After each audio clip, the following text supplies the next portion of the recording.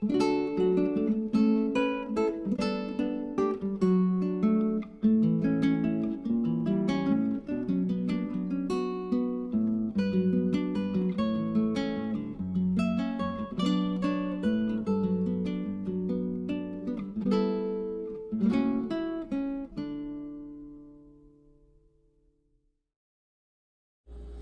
guys, David Michael here. Welcome to Dawn's house. I promised to show you how we're going to distill our own commercial grade witch hazel. I put witch hazel in this pot and boiled it for 10 minutes. Now I'm letting it cool. I'm going to show you what we got to do next. The witch hazel we gathered in the last video, we skinned the bark off of it. It's important to skin the bark off the witch hazel. You collect it in the spring or the fall is the best time. You can collect it in the summer, but spring and fall is the best. Take that bark that you skinned off and lay it out on a newspaper or paper towels somewhere and let it just dry for about 48 hours. You don't want dead dry bark, but you want it to dry for about 48 hours, and then you can add it to the pot. We're going to use about 1.5 quarts of loosely packed bark and 2 full quarts of water. Now, some people will say when you got to distill that you need to use purified and or distilled water, but the fact is you're distilling this water, so any of the hard particles that are in the water, regular tap water, anything, they're going to attach themselves to the side of the pan. They're not going to end up in what we're doing. So now that I've boiled this for 10 minutes and I've let it set for another 20, what I'm going to do is I'm going to add 1/2 cup of regular vodka, and I'm going to let this whole thing set. That vodka is just going to evaporate.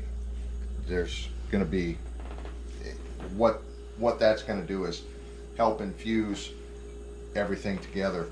Then we're going to take a rock and or this, I like this, set it at the bottom of the pot so that it's above the water level, and take a bowl and set it on top of the rock and or the steam dish that I just used, and then you turn your lid upside down so that the concave is facing inward.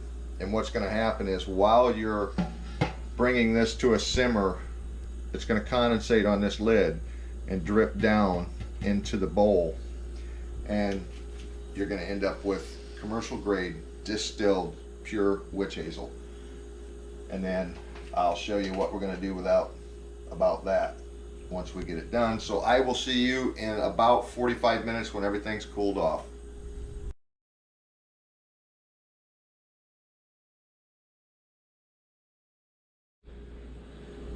This should be ready.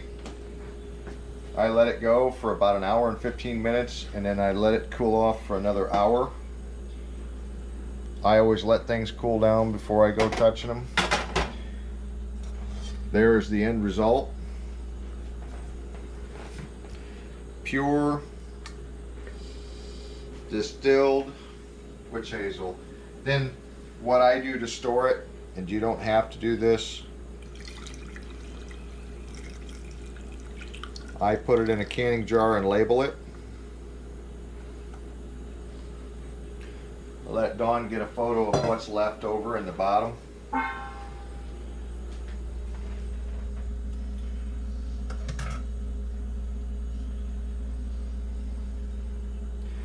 There's your pure distilled witch hazel.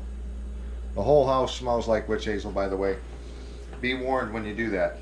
Now, you're going to get, this is what I got from 2 quarts of water. And this stores pretty easily. We usually use about this much in about 1.5 years, 2 years.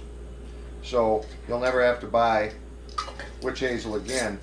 Now there is a faster way of doing things.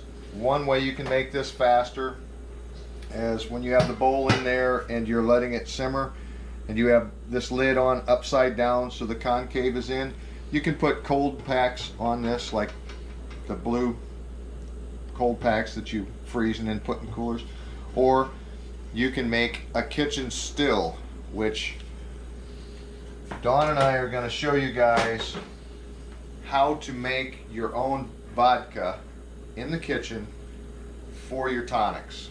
We're going to do that with a still, and when you see that video, know that you can also use the still for the witch hazel, and it's a little bit faster. Safe foraging, everybody. If you like these videos, please hit the like button.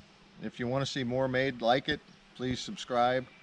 And if you want to be notified to any of the new videos that Dawn and I decide to upload through the season of harvest that we're going to do this year, please hit the bell icon and you'll be notified. Happy foraging, guys.